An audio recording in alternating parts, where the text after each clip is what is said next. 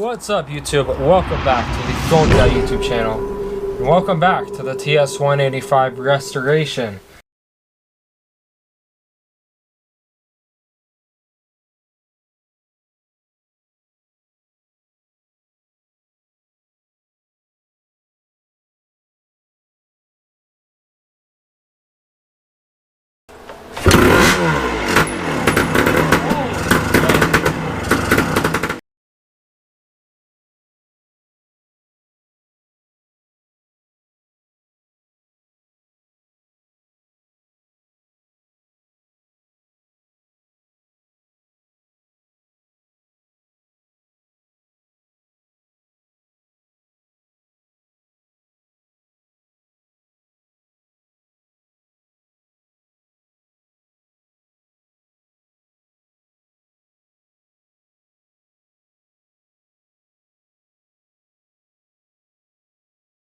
In this episode, as you can see, I've got both of the engines that came with the bike here. This is the one that came on the bike, and this is the one that came extra. Originally, I was going to use this one because it does look a lot nicer. The paint's a lot better, and it's a little bit lighter. I think it's definitely a different year. I just did a check to see if this engine even fits on my frame, and it doesn't. So I'm gonna have to... Well, I can't really use this one. I guess I'm just going to put it up on eBay and Craigslist and see if I can sell it. It's missing a few parts. So that means that I'm going to be using this engine, and I'm going to rebuild it just because it feels like it doesn't have the best compression. It does have compression, but I think it needs a top end rebuild. I have no idea how long the piston rings have been in the engine. I don't know if the bearings are going bad. I really don't know anything about this engine. I did have it running briefly, but I'm going to rebuild it anyway. The next step is just to tear it apart.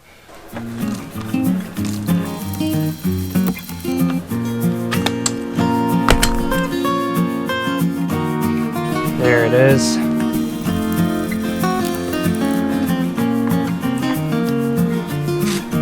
This is the original intake manifold. It's in actually pretty good shape. I don't think I'm gonna have to replace this one.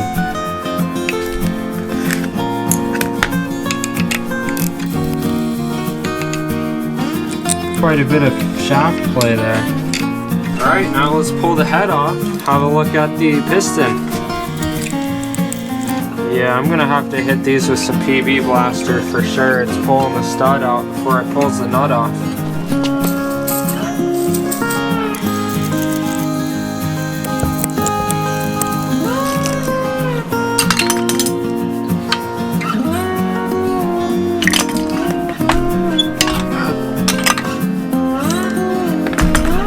Alright.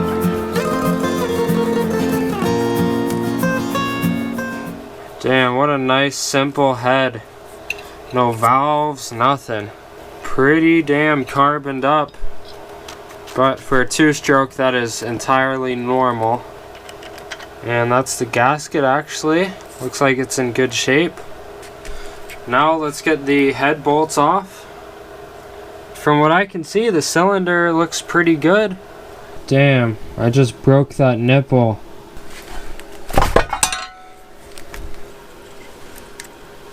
There we go. Two. These other two are really in there. Good old Gold Guy breaker bar here. Ah, there we go. There it is. There's the tough one. Oh shit, another spider. Another spider just came out of this engine. I don't know how they're still on this bike somehow. I've been dealing with spiders in this bike ever since I bought the damn thing. Alright, I've got all the nuts off. Now it's time to pull the head, I guess. There it is. Looks okay down there, especially for an engine that was sitting outside for like 10 years. And when I originally was changing the oil, it was filled with water, so it's not too bad, all things considered. Is that the reed valve? I don't even know what that is. I just remember hearing about it in terms of two-stroke engines. So what the hell is that? Alright, so now we've got to measure the inside of the cylinder or the bore to find out what size piston rings we need. To do that, I'm going to be using a micrometer. This is in inches, but it doesn't matter as you can convert it anyways. So I'm going to be using this back end for interior diameter measurements. So with these, you got to take measurements in a few different positions and even on the complete other side just to be sure. Okay, it's looking like 2.54 inches. While we got the cylinder off, might as well check the ring end gap on these old piston rings just to just for fun, just to check. That's a pretty big gap. Check that gap out, that's huge. 0.88 millimeter, that's the biggest one I have, I think. And it's bigger than that. Okay. There's the lower ring. And the things to check with two-stroke pistons, you want to see if the carbonation, this black stuff, gets below the rings.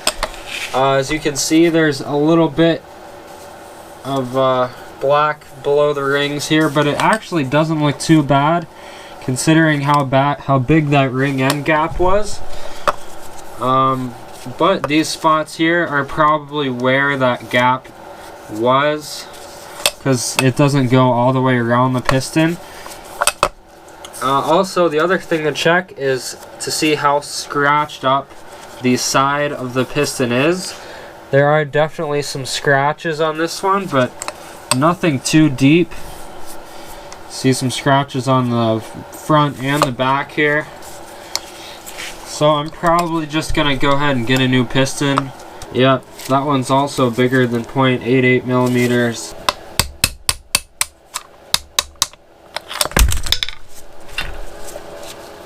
There's the bearing, which actually looks to be in decent shape. Oh, damn.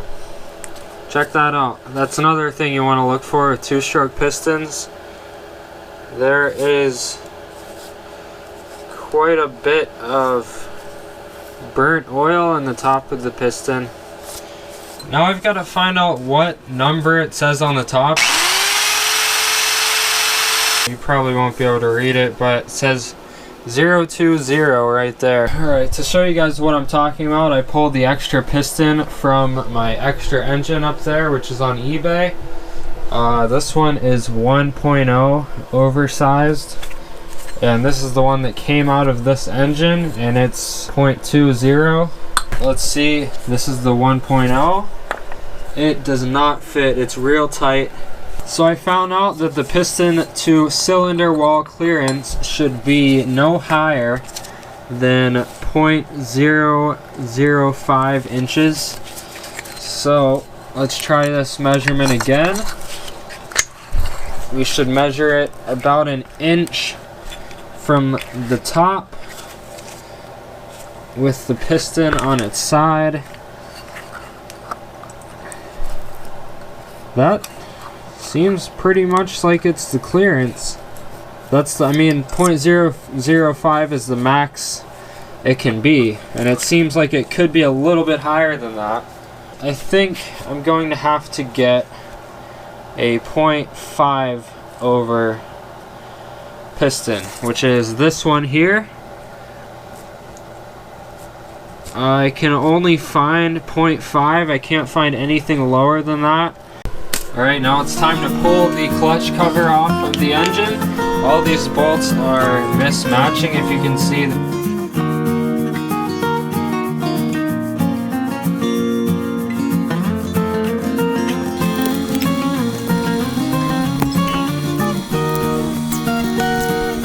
All the Phillips screws are stripping out. Oh, I got that one. Alright, I had to charge the camera up a little bit, but I got those stripped out screws out, dremeled them out, and we're ready to pull off the clutch case. There we go. I broke the seal. Damn. There's a lot of sludge down there. This is a mess. That's a weird clutch system. It's actually a little pinion and a gear, and this is actually a gear inside, if you can see that. And it pushes or pulls this pin, which releases the clutch. Interesting. Yeah, there's just a lot of freaking sludge down there. Look at that. Let's give this a shot.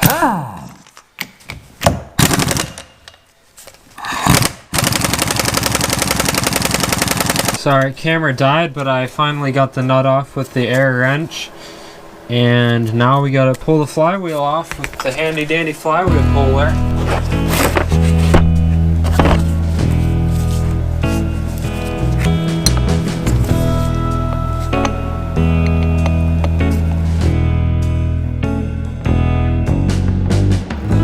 Alright, we're ready to go.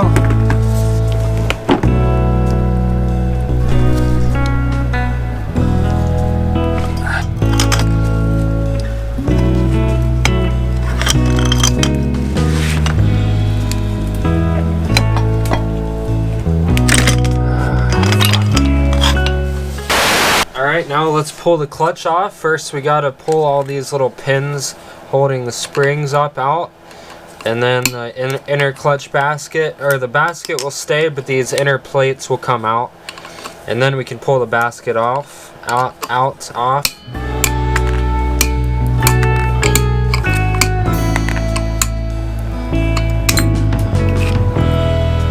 There's the clutch plates.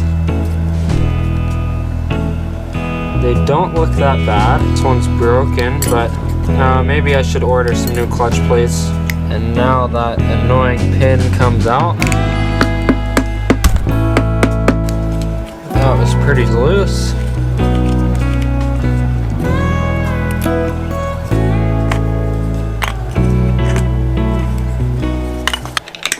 Oh. Okay, there's the clutch basket.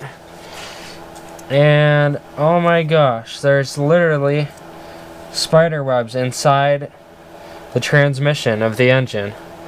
This engine and spiders, I can never get away from spiders. Alright, now I'm going to pull the oil pump out.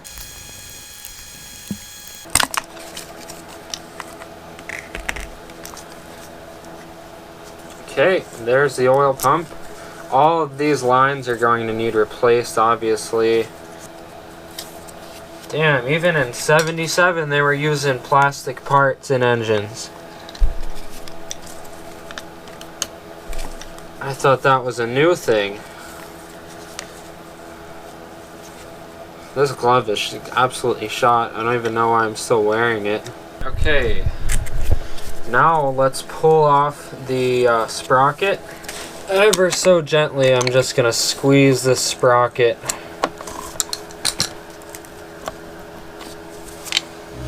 Let's see if we can use the air gun to get the flywheel off.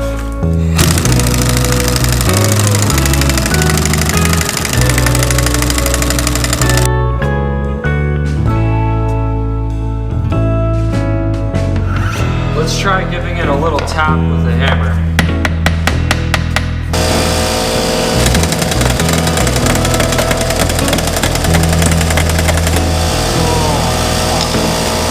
Alright guys, it's the next day. I just got super mad at the flywheel, or the magneto. I couldn't get it off. I tried for like an hour or two, and it's still on there good. So I guess I might as well just finish disassembling the rest of the engine. I'll pull all the transmission gears out and split the case, and yeah. Then maybe I'll be able to get the flywheel off after I split the case. I don't know, that's not the right order, but I don't really know what else to do. So busted the case real bad there, so I'm gonna have to repair that. But luckily the magneto is dry, which means there's no oil in this part of the engine, so it's not gonna have to be that good of a fix, because it's not gonna be holding any kind of oil pressure or anything. So I'm just gonna have to make it look good. It's just crazy, like look at this little thing That moves when I spin that, but not when you spin the Kickstarter. I just think that's cool. Don't even get me started on the gear selector. It's crazy. Very fascinated by it all. And I know my dad's probably saying, damn it, you should have went to engineering school, but what's the point of spending all that money? I mean, I've got a ton of engineering right here. I can learn from this. Well, I am learning from it. And stabbing myself. The old pipe through the connector rod trick.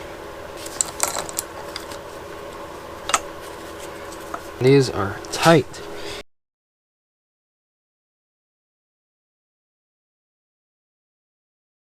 I don't even know what this thing is, to be honest. Has something to do with the gear selection, I think.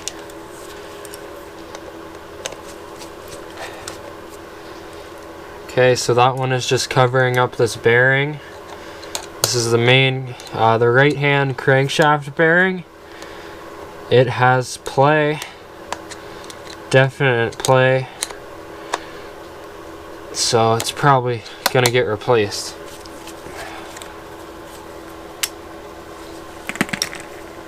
Okay, that's some kind of valve type thing. If you're wondering, how am I not gonna lose a ton of stuff? I've got a ton of bags here labeled, and I've got a ton of stuff here which is random, so I'm going to I categorized everything. I'm going to put everything in bags, and then I will hopefully not lose anything.